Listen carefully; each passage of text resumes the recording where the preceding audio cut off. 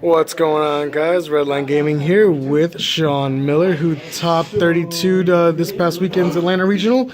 Sean, where did you place and where'd you play? I have finished 28th, and I'm playing 60-card Proto-Zombie Swarm. All right, so let's just dive right into the deck profile. All right, we're gonna start off with arguably the best engine in the game, the Plan engine. We've got 3 Lone Fire, 3 Orphis Scorpio, 1 Darling Cobra, and then 1 Glow Up Bulb for making Nat Beast. Also very good in just making Mrs. Radiant or Curious when you need it. As far as our Light Sworns, we're playing 3 Raiden and 3 Wolf. No more, no less is all you need. You want to mill this guy, and you want to start off this guy as one of your tuners. For zombies, we're playing 1 Gozuki, 2 Unizombie, 3 Mizuki, 3 Solitaire, and 1 Spirit Master. This card's absolutely insane. This, like, game 3 against Pendulum FTK, I just kept burying zombies with this and set D-barrier and called, and he couldn't do absolutely anything to get rid of it. Playing 4 Clownblade related cards. We're playing the 1 Hat Tricker, 1 Damage Juggler, because Konami likes us to have the best hand trap in the game right now, again. Thank you, Konami. 1 Trick Clown and 1,000 Blades. The 1,000 Blades and Trick Clown, obviously, for the brilliant combo. 3 of the best cards in the deck. I don't think there's much to say about this card. She's just absolutely amazing. As far as hand traps, the only 5 hand traps I'm playing are 3 Ash and 2 Ogre. Ash is actually utility in this deck because I can just send it with Gozuki or send it with Unizombie and then like summon it, make Black Rose, and then proceed to keep playing. And then as far as the 1-ofs, I've got 1 Goblinberg, 1 Photon Thrasher, 1 Giant Rex, and as far as the spice goes, I'm playing 1 Destrudo and 1 Fossil Dyna. Right. The Fossil Dyna is this card just wins games against every deck but True Draco. But I just summoned this backed by a hand trap. Summon this off Amaterasu backed by a hand trap and Nat Beast, and it's just game. And then the 1 Garnet for Brilliant Fusion. Just one. One's enough. 1 brick is enough. Actually, technically 2. And then for 3-ofs, we've got 3 Left Arm, 3 Charges, and then 3 Brilliance. There's nothing to say. This gets you to grass, this gets you to your Light Sworn engine, and this gets you just going in general. 2 Gold Sarks. This card, where Foolish says Summon Wolf, this card says Summon Giant Rex.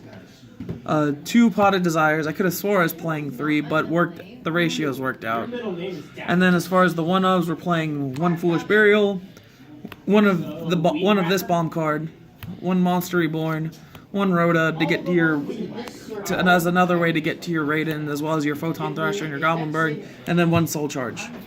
Awesome. And that's 60 cards total, right? Yes. And then for extra deck, we've got 1 Seraphinite to summon off of Brilliant Fusion, 1 Black Rose for board wipes, 2 Omega, and then 1 Nat Beast. I was originally siding in Beals, but I figured the True Draco matchup inherently, I'd just rather make a Borreload and then just kill him that way, though Beals is kind of nice because it doesn't lose to the trap cards.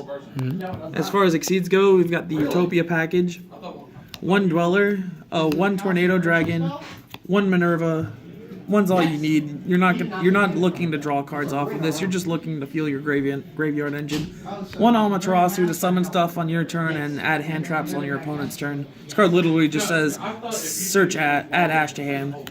1 Invoker for the Predaplants to summon your Clownblade combo. And then for the links, we've got 1 Curious, 1 Mrs. Radiant, and then 1 Borreload. And that's it for the extra deck. Awesome. For the sides, I've got 1-ofs. I've got 1 Thunder King and 1 Raigeki. This card actually serves the same purpose as Fossil Dyna does for the True Draco matchup. I'll side out the Fossil Dyna for this going first. And the thing is, with True Draco playing a mono Awato, you need static effects to keep you in the games, to halt their game state as well.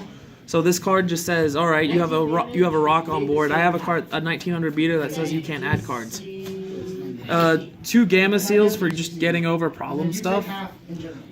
2 Called by the Grave to protect my board, to protect me from hand traps when I need to go first. 3 twins for clearing out macro over Cosmic Cyclone, simply because it can basically be a 2 for 2 and as far as game state wise. 3D barrier for the pendulum matchup, and as well as Mech Knight Invoke to an extent, because you just hit this on invocation and they can't play for the rest of the turn. And then 3 evenly matched. I'm letting somebody borrow it for YCS Memphis, but the card always came up. Awesome. So that is literally everything. This was your second top in essentially the same city. Yep. In I think it was 3 months. You did it in January. Yep. Kind of under the Spiral. same with Spiral, and then now you do it with the 60 card. Yep. You're on a roll, man, and that's what we love. We're gonna take this train to Dallas and towards the end of June. Absolutely. So, any last thoughts regarding the deck or anything like that? Like resolving grass is just fun. Being able to start out with so many more resources than your opponent, access to so many more resources than your opponent. That's the biggest advantage 60 cards has. Like, the deck doesn't lose necessarily to anything but itself. If it opens poorly, it's going to lose. I've played a number of games where I've played through hand trap and a board full of negates and still made a board and killed my opponent.